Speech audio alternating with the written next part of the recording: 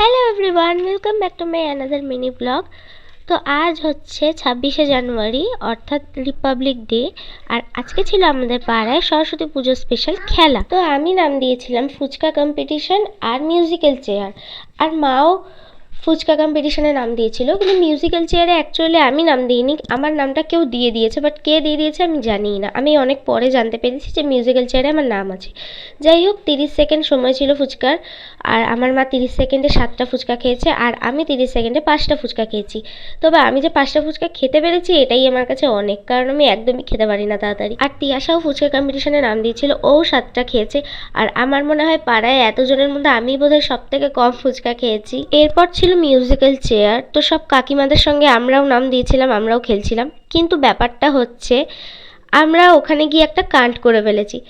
যখন মিউজিক বন্ধ হলো, চেয়ারে বসতে গিয়ে মানে তিয়াশাও বসতে গেছে, আর আমি না দেখে আমিও ওর ওপরে বসতে গেছি, যার জন্য তিয়াশার চেয়ারটা ভেঙে নিয়ে পড়ে গেছে। তো আমরা একটা চেয়ার ভেঙে দিয়ে চলে এসেছি বলে আমরা আর খেলতে পারিনি। তো চলো, আজকের মতো ব্লগটা এতটাই। দেখা হবে আবার নেক্সট ব্লগে। টাটা।